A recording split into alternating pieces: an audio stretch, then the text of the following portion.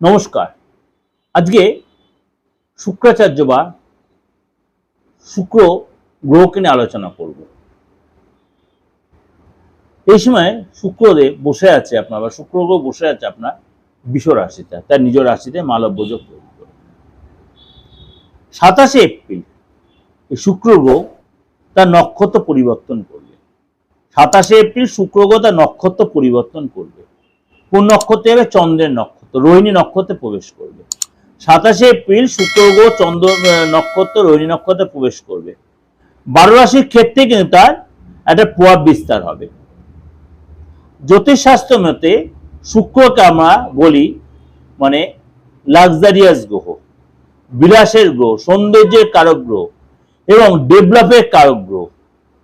শুক্রের এই গোচর, নক্ষত্রের গোচর 12 রাশির ক্ষেত্রে এই যে প্রভাব বিস্তার করবে, কিছু কিছু রাশি যথেষ্ট ভালো প্রভাব করবে, কিছু কিছু জন্য একটু সতর্কতা অবলম্বন করতে হবে রোহিণী নক্ষত্রে প্রবেশ করাতে। রোহিণী হচ্ছে চন্দ্রের নক্ষত্র। সুতরাং আপনার ক্ষেত্রে কি প্রভাব বিস্তার করবে চলুন তো একটু ছোট করে আলোচনা করে নিই। প্রথমে বলি বৃষ রাশি।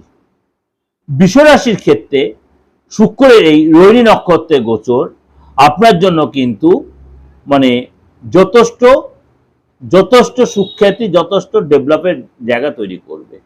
কিন্তু আপনাকে এই সময় কিন্তু অনেক বেশি পরিশ্রমী হতে হবে, আপনাকে অনেক বেশি ইমোশনাল আপনি হয়ে যাবেন। আপনি ইমোশনাল হতে দেখা গেল আপনার অনেক পুরনো কথা মনে পড়বে, আপনার মধ্যে একটা যেন মানে কষ্ট ভাব আসতে পারে, চোখে জল আসতে পারে যে আমি কার জন্য কি করলাম। যাদের জন্য করেছেন তারা আপনার সাথে হয়তো খারাপ ব্যবহার করছে বা সেটার জন্য আপনার কষ্ট আসতে, চোখে জল আসতে পারে, বা আপনার অতীতে অনেক কিছু কথা মনে হবে, আপনার এই সময় কষ্ট পেতে পারেন। বিশ্বরাশি কিন্তু এটা ঘটতে পারে। এই সময় কিন্তু আপনার মানে আপনি যে সেক্টরে থাকেন দেখতে আপনার ডেভেলপ হওয়ার প্রভূত সম্ভাবনা রয়েছে যদি আপনার বাচ্চাতে শুক্র সিস্টেম ভালো থাকে। এই সময় আপনি পজিটিভ থাকবেন, আত্মবিশ্বাস ভরপুর থাকবে এবং এই সময় কিন্তু আপনার মানে নিজেকে অনেক বেশি ওপেন করতে হবে, ইমোশনাল ভাবটা ত্যাগ করতে। কারণ এই সময় আপনার ইমোশনাল ভাবটা প্রচন্ড আপনার কাজ করবে। এই যে অনেক গোপন কথা, অনেক অতীত কথা আপনি ওপেন করে ফেলতে পারেন। এই যে আপনার অর্থ লাভ হবে ঠিক, কিন্তু আপনার অনেক বেশি পরিশ্রমী হতে হবে, আয়ের নতুন সূত্র খুলে যাবে, যোগাযোগ তো সুখ সমৃদ্ধি বাড়বে। একটা হলে বলছে আপনি ইমোশনটা ত্যাগ করতে হবে। শরীর স্বাস্থ্য আগের চেয়ে বেটার, প্রচুর খাটতে পারবেন, প্রচুর খাটনি করার বা প্রচুর আপনার কসরত করার ক্ষমতা বাড়বে। এই সময় কিন্তু অলসতা আপনার ত্যাগ করতে হবে, অলসতা ত্যাগ করতে আপনি কিন্তু এই সময় যথেষ্ট ডেভেলপ আনতে পারবেন। এই সময় কিন্তু আপনার মানে বিশ্বরাশি লোকেদের আপনারা কিন্তু মানে যেসব প্ল্যান করেছিলেন সেই প্ল্যানে সব মানে সাকসেস আসবে, মান সম্মান বাড়বে, প্রেম জীবনে মধুরতা বাড়বে, অবিবাহিত যারা আছে বিয়ের যোগাযোগ আসবে, পার্টনারের সাথে সুসম্পর্ক তৈরি হবে, শরীরের প্রতি অবশ্যই যত্নশীল হবেন, জলটা বেশি করে খাবেন, পরিশ্রম করুন ঠিক, কিন্তু জলটা আপনার বেশি খাটতে হবে প্রচুর আপনাকে, তাহলে কিন্তু আপনি ডেভেলপ করতে পারবেন। কিন্তু মনটা সংযত রাখবেন, ইমোশনাল ভাবটা কন্ট্রোল রাখবেন। এটা আপনাদের জন্য ওভারঅল একটা প্রেজেন্টেশন অবশ্যই দিলাম। অবশ্যই আপনি দেখবেন আপনার রাশির সাথে অবশ্যই এটা লাগছে বা খাটছে।